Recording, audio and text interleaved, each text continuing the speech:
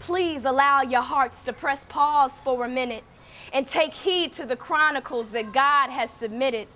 His word, never complacent, always intimate and adjacent. God's love for his people, so good you could taste it. So why not embrace it? Face it.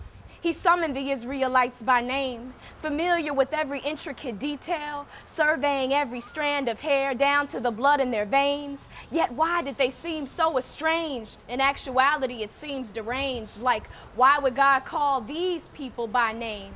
Former slaves, subjected to Pharaoh's reign? What is this? And Moses, he was just a misfit. And when the journey began at the provision of God's hand, glory bound to the promised land, they trusted. Surrounded by his majesty, engulfed in his splendor, glory bound to the promised land, they trusted. Light manifesting into a hovering cloud, led by God, at night a consuming pillar of fire, fulfilling righteous desire, glory bound to the promised land, Israel trusted. 40 years Israel wandered, drifting through wilderness land. 40 years acquainted with regret and grief, all because of their disbelief, disobedience, and disdain. Consumed with heartache and pain, still Moses commanded Israel not to fear. His faith encouraged those with ears to hear, driving out doubt and tears.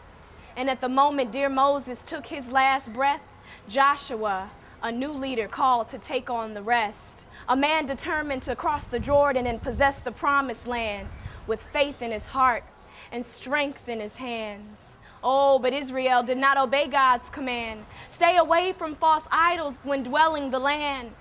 Instead, they rebelled and worshiped false spirits, not following instruction, for they did not want to hear it. Forsaking the truth, their actions were flaky, tossed and driven like the sea, their faith unstable and shaky. Wanting God's protection, rejecting his correction, needing his help, demanding his affection. Still, time after time, God provided a way, extending mercy and forgiveness night and day. God even appointed generals to lead the way, fighting every battle, even when they failed to pray.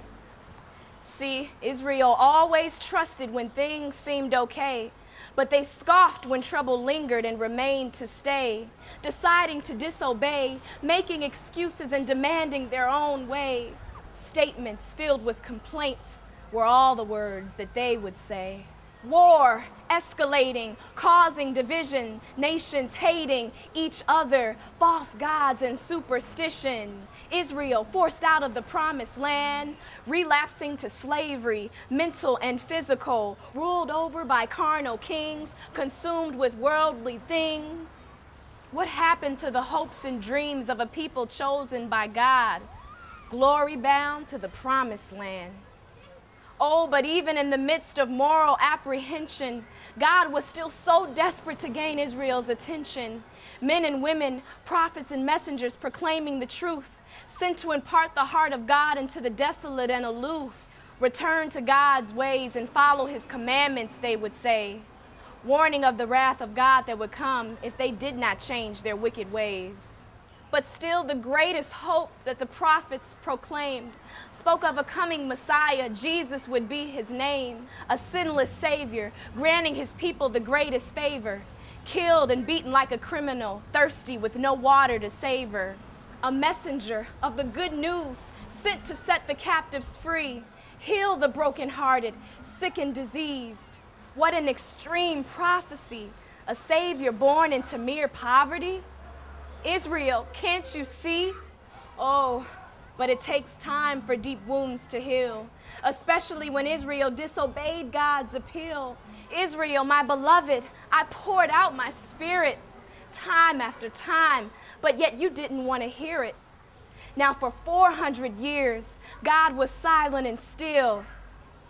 Now would you still believe that his promises were real?